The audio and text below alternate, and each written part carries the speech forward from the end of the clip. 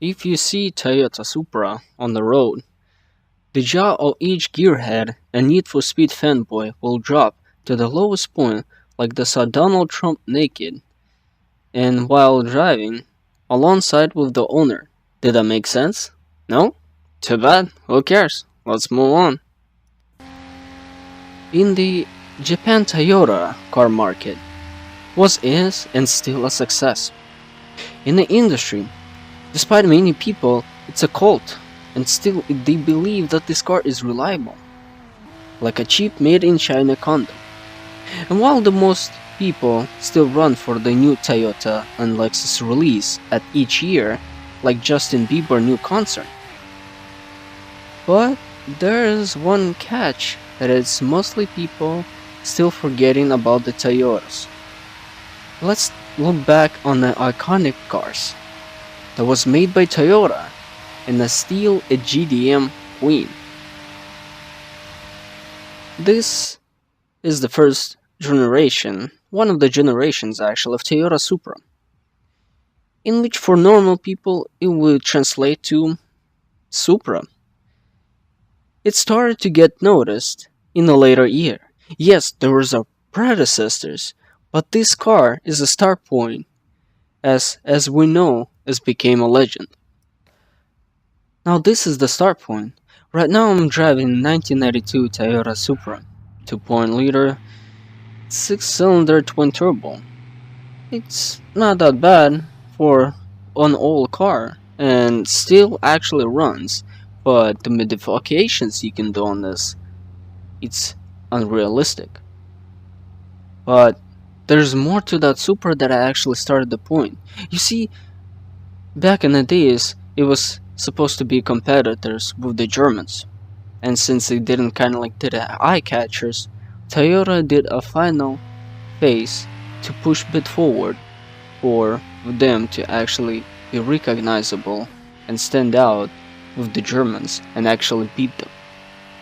But there is that little seed, the little mustard seed that they actually planted in everybody's hearts and still would make go further. You see, my comrades, this is unique car.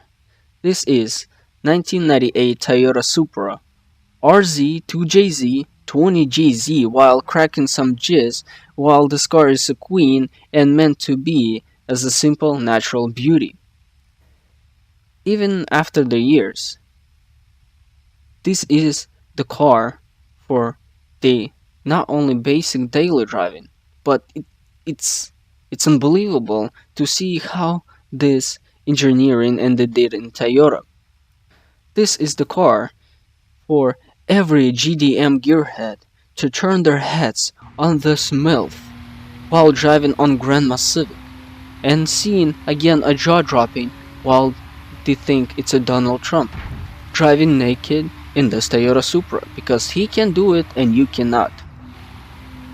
Now, when it was released, it was producing 320 horsepower and 315 foot of torque, which is actually was really good comparison and actually a good beater with the BMW M3.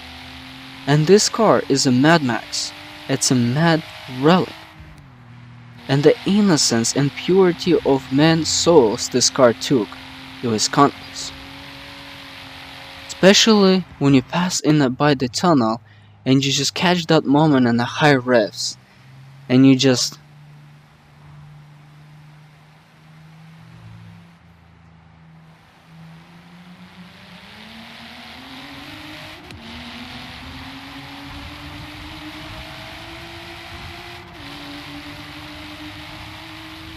that feeling feels so good.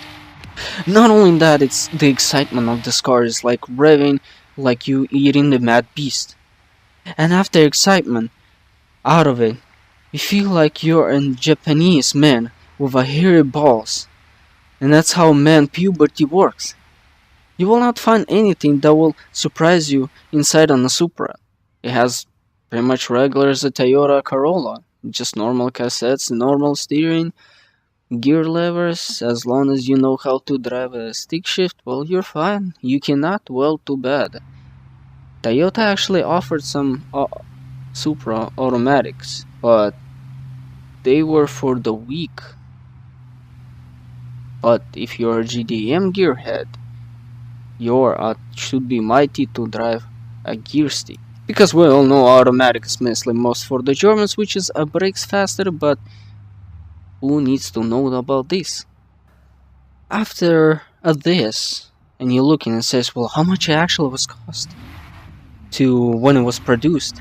Interesting fact, when it was released, it would cost about $40,000 in US, which is back in those days was a bit expensive compared to the rivals like Nissan Skyline and BMW M3, in which it's pulled Supra to its knees, a bit away of the sales that it's actually supposed to be.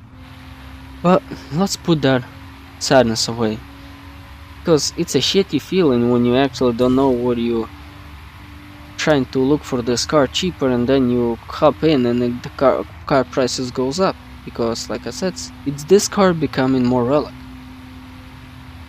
Not only that, have you ever actually wondered and see what you can actually do with the 2JZ engine? You wanted to beat a drag strip, no problem. Just added some stuff and quirks and it could beat Tesla for less than 100,000. That's what more my kids' calculations will say. You tired driving on the straight lines because you have epilepsy of a tunnel vision? Well, don't worry, Toyota Supra got for you. You do couple slaps and boom, it's ready to drift. If you still think that it's not good enough, you still think that it needs to be overpriced, the car, and you want to beat that damn BMW in that stupid Corvette, don't worry about that. Toyota Supra got everything for you, my comrade. Everything for you, you little JDM gearhead. You just only need to do. My suggestion is this: do a spiritual harakiri on your Supra to summon a magical pony, and then boom, this car is made to beat the lap record against BMW M3. For now, Supra is still a queen of a JDM, but since it haven't been refreshed in a style, like Nissan Skyline, or as now models it says Nissan GTR, by little and little, the fire in our hearts is about that this car is becoming low and low in light, and the Skyline is becoming a king of a JDM power.